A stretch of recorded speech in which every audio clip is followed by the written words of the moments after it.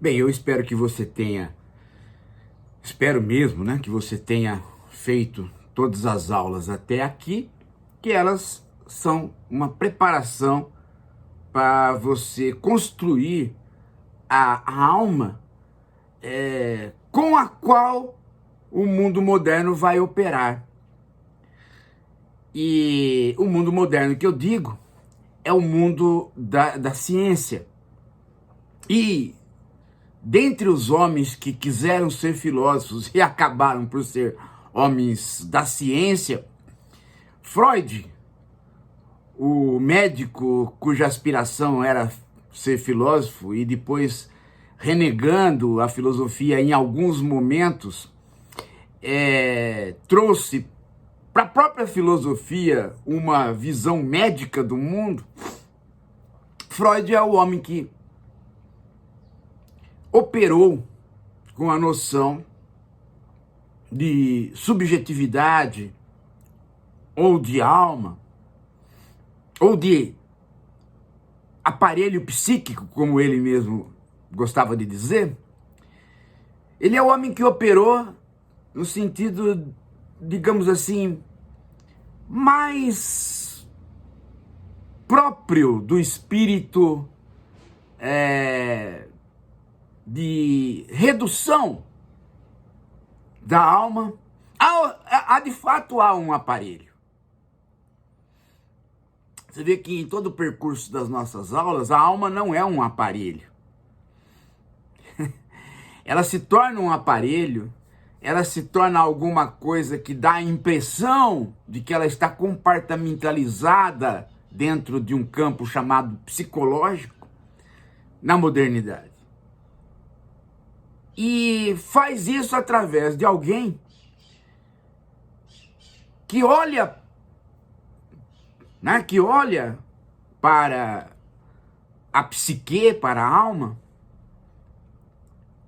como alguém que está tirando subprodutos para a construção de uma visão psicológica, mas que, na verdade, na base, está tratando de pacientes.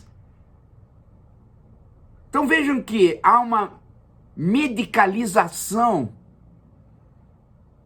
do campo psicológico ou da alma que não se encontra na construção da alma. Em nenhum momento a gente acredita de Platão, Agostinho ou Montaigne, ou mesmo depois, né, com Descartes ou Kant, que nós não tocamos, porque para a montagem que nós quisemos isso era desnecessário. Mesmo assim, você não encontra uma construção da alma, um retrato da alma, um filme sobre a alma, que seja apresentado a partir da ideia de que a base da pesquisa é a patologia, é a doença. Nada indicava que nós pegaríamos esse caminho. Claro que numa visão de teoria social, este caminho, logo quando você abre a modernidade, ele começa a ficar inevitável, porque o capitalismo, ele mercadoriza tudo. Ele mercadorizando tudo, ele também mercadoriza as próprias funções humanas. E para que a alma se transforme em alguma coisa que esteja na lógica da mercadoria, ela precisa render. Ela precisa, no capitalismo industrial, ela precisa dar lucro. No capitalismo financeiro, ela precisa dar renda. Portanto, a ideia de transformá-la num campo no qual a patologia é o fundamental, e aí daí a cura, e daí os processos de lucro desta cura, está um caminho que a gente logo no início da modernidade começa a perceber que seria a trajetória inevitável. E foi o que de fato aconteceu.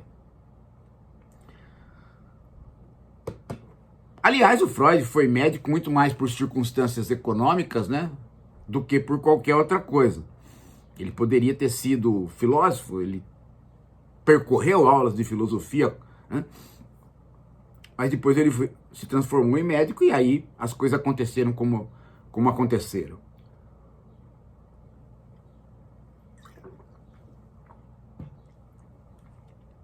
Agora, é claro que ele enfrentou resistências de todos os lados, tanto do lado científico, que exigia dele mais materialismo do que aquele que ele tinha, quanto do lado filosófico, que exigia dele mais metafísica do que aquilo que ele podia dar.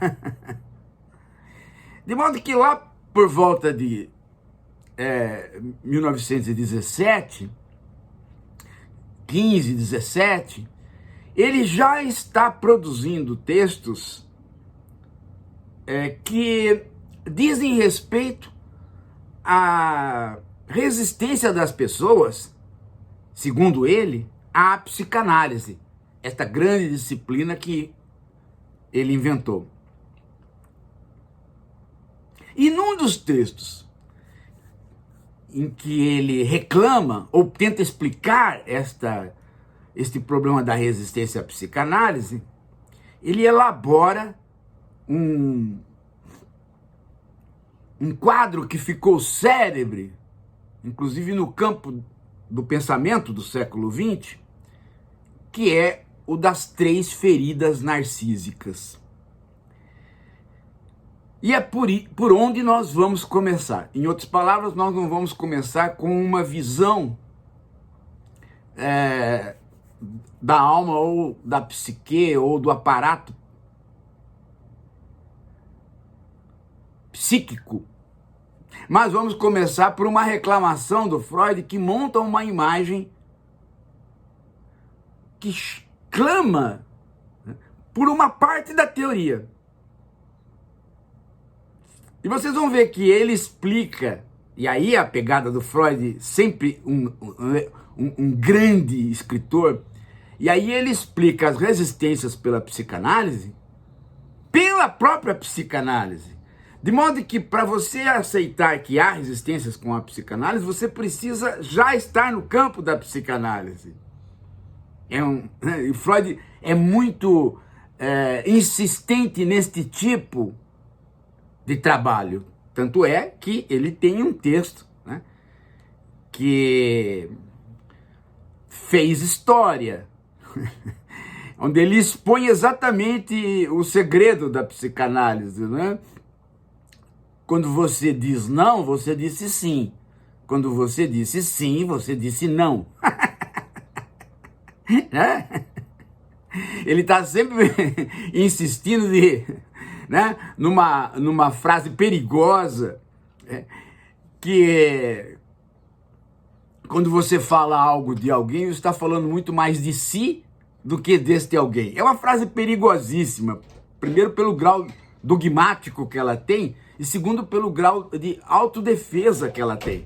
Ela é tão autodefensiva que ela pode ser feita, trabalhada como ideologia. Tanto é que virou frase de internet. E esse tipo de raciocínio perigoso do Freud, ele também usa neste texto. O texto está aqui. Ele pertence, no modo que eu estou usando, da coleção da Companhia das Letras, é o volume 14. São os textos de 17 a 20, e o texto se chama Uma Dificuldade da Psicanálise, que é de 17. Bem, Eu vou dar um tempo para vocês pegarem o texto, parem o vídeo, né? Peguem o texto, numerem os parágrafos para a gente poder trabalhar. Tá? Então parem o vídeo, peguem o texto, numerem os parágrafos e aí nós voltamos.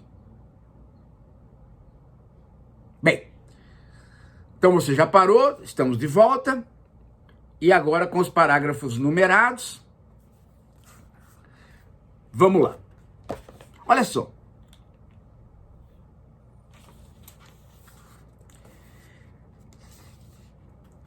Eu vou começar pelo parágrafo que deu a fama a este texto e compôs a imagem célebre, né, das feridas narcísicas.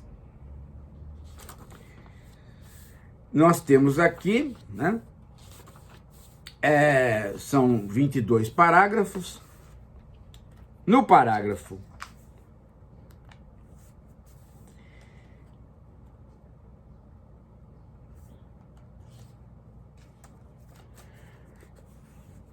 na página 245, no parágrafo 11 e no parágrafo 12,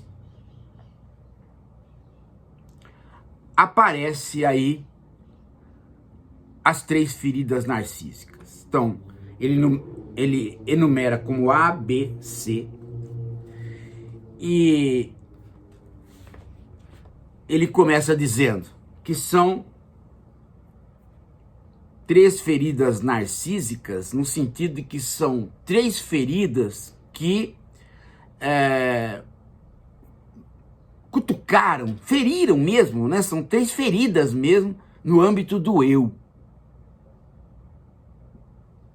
Veja que no âmbito do eu, Freud já, portanto, está utilizando a ideia de campo psicológico como contendo um interior diante de um exterior. Então ele já circunscreve a alma ao homem e já trata, né, como um aparato psíquico. E ali está o eu, o ego. Nós depois vamos ver como que Freud faz a tripartição deste aparato psíquico, né, em id, ego e superego, que é uma coisa que você já tem noção. Mas aqui, esta ferida do eu é uma ferida do homem no campo civilizacional, no campo da história do homem. Freud aí está quase que fazendo uma história da cultura, inserindo a psicanálise na história da cultura, para dizer o quanto que ela revelou certas coisas a respeito do homem que vão lhe deixar com um certo desconforto. Mas das 3 feridas, só a terceira é de responsabilidade da psicanálise. As outras 2 são de outras áreas. A primeira ferida é que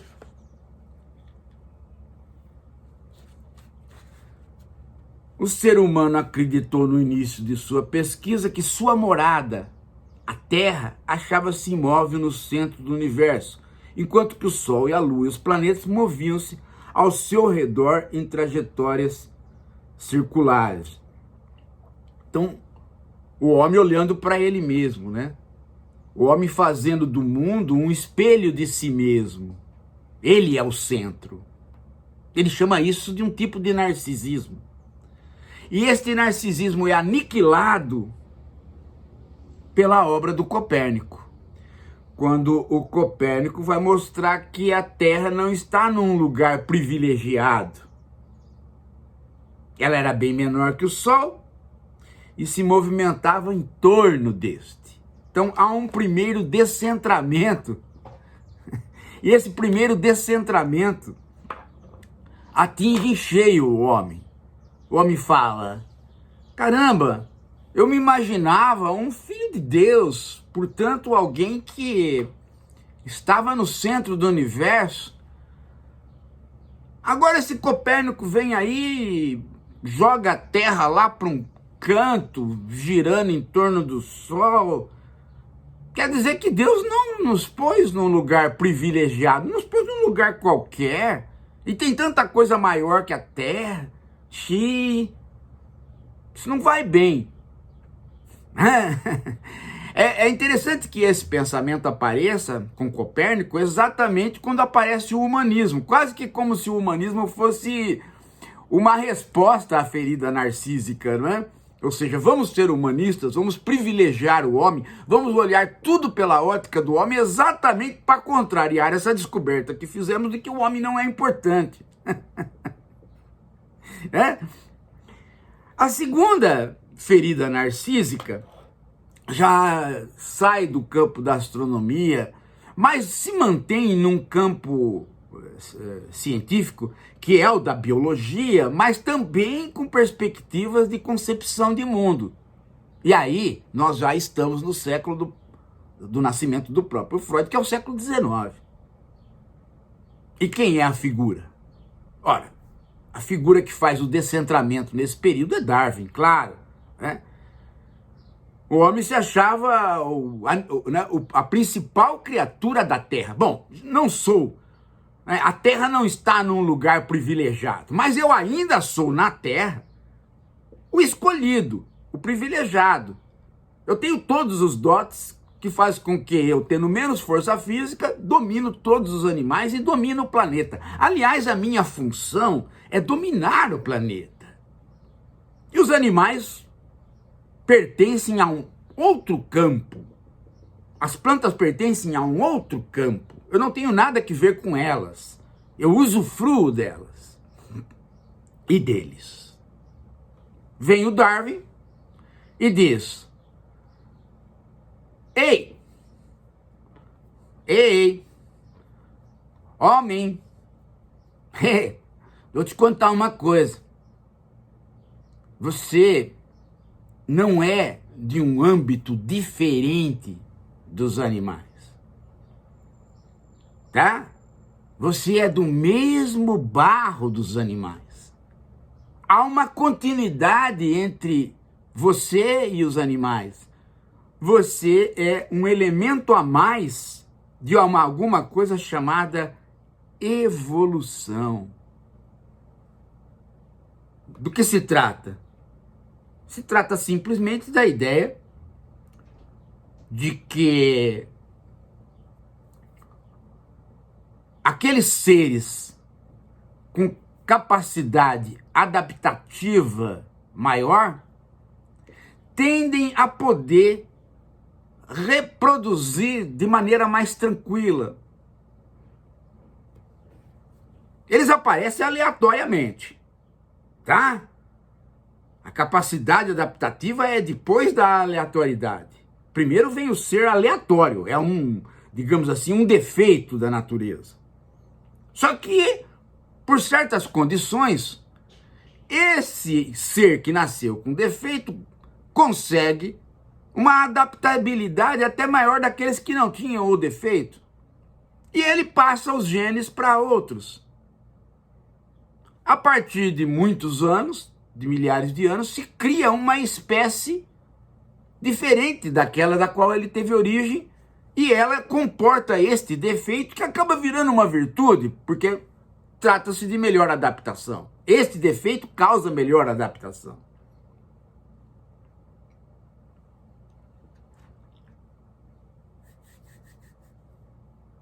De modo que o homem é um ser de defeitos que conseguiu se reproduzir e se adaptou. O homem é uma praga do planeta, tanto quanto as baratas e as capivaras. Comparação ridícula, né? Porque as baratas são muito mais adaptadas. Mas o homem está aí, né? Ele consegue fazer bombas atômicas que o destroem e continua aqui, não se destruiu ainda. Mas talvez ele tente se destruir gerando outros animais contra ele, por exemplo, sindemias, né? Bom, Mas enfim, o fato é que isso é uma ferida narcísica, né? Porque o homem diz, caramba, quer dizer que eu tô aqui, né? O Copérnico já disse que eu não tô no centro do universo, na Terra é um lugar a mais, tô sentado nesta bola aí, andando pelo universo. Agora vem o Darwin e me dá esta pancada. Diz que mesmo na Terra eu sou uma continuidade dos animais. Sou uma continuidade das plantas. Vim da água para as árvores e desci, perdi rabo. O que é isso, gente? Eu que tinha tanto orgulho de ter rabo, agora não tenho mais rabo, né? Ah, tá ruim isso, hein? Estou me sentindo ferido no meu orgulho. É uma segunda ferida narcísica. Mas eu tenho como reagir, porque eu tenho uma coisa que agora vocês vão ter que dizer, né? Que agora vocês vão ter que dizer, que me dá orgulho. É que eu sou, de tudo que tá aqui, pedra, planta, animal, percevejo, escambau A4, eu sou aquele que me duplico. Ou seja, eu tenho uma capacidade de reflexão e o meu eu olha para o si mesmo, eu tenho essa capacidade de reflexão e decido o que quero e o que não quero. Posso decidir com muita dificuldade, porque há momentos em que aquilo que eu quero não vai me dar certo e tal, mas sou eu que tomo conta de mim. Demoro 2 anos, mas depois de 3, 4 anos eu começo a ser imperativo na minha vontade e na minha razão. Eu sou capaz de fazer a minha história. Ah, então isso ninguém me tira. E aí que entra a terceira ferida narcísica.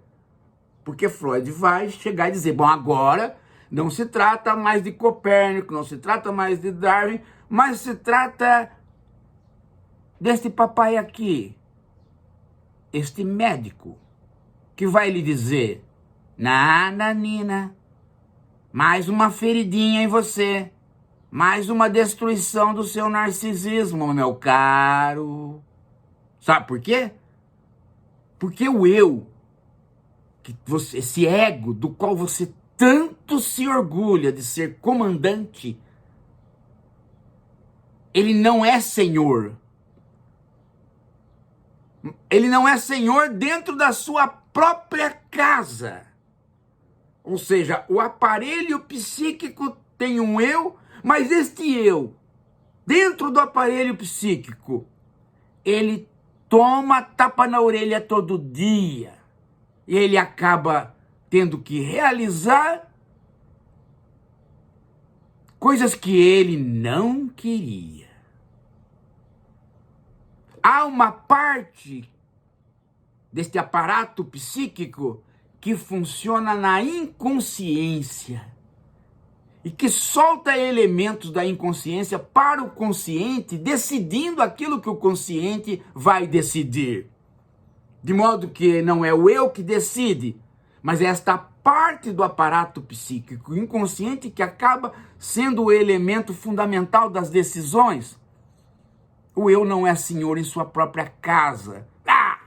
Esta ferida narcísica, posta pelo próprio Freud, segundo ele, é a terceira.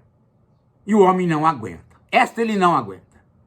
Esta ele grita, ele esperneia, ele geme, ele fede, ele senta no banheiro para pensar, ele fala não, não e não. E o Freud diz sim, sim, sim. Você está ferido. Pode gemer. Bem, é por conta dessa terceira ferida narcísica, segundo Freud, que a psicanálise não é aceita, porque o homem não quer aceitar essa terceira ferida narcísica. O homem não quer aceitar de maneira nenhuma que ele tenha uma parte de si que é inconsciente. E que essa parte de si que é inconsciente funciona a partir de um elemento energético que é uma energia sexual, que é uma libido. De modo que são elementos da libido que comandam a casa do homem, que comandam a casa do eu, o eu aí já equiparado a homem, né? A grande operação da modernidade que Heidegger denunciou. E o homem vai resistir à psicanálise por conta de que ele vai querer preservar um mínimo de narcisismo que o mantém de pé. Esta é a terceira ferida narcísica. Isso completa um quadro de uma visão da cultura que Freud enuncia em 1917 para explicar o porquê que ele tem tanta dificuldade de convencer as pessoas de que é pelo meio da psicanálise e não da psiquiatria que as pessoas têm que olhar as coisas quando estão neuróticas ou com qualquer outra doença dos nervos ou patologias da alma. Claro, a ideia é esta: curar. Mas você percebe que a teoria do narcisismo que está envolvida aí é muito maior do que a questão de curar, porque ele não trata do homem doente, ele trata de todos os homens nesta perspectiva que eu acabei de falar. A ferida narcísica não é para o neurótico, a ferida narcísica é para o homem em geral. O homem em geral está ferido pela psicanálise ao descobrir que o eu não é senhor em sua própria casa. O homem não aceita a atividade inconsciente.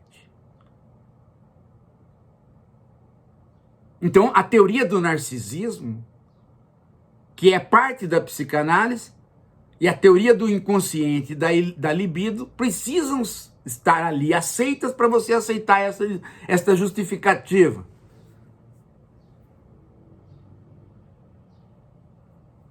Esta forma de se autodefender é muito peculiar, como já disse no Freud. Na próxima aula, nós vamos adentrar o próprio aparato psíquico e, inclusive, entender, né, qual o papel do narcisismo aí. As leituras vão estar postas aqui embaixo. E eu quero ver você completamente animado no próximo encontro. Daqui a pouco a gente volta.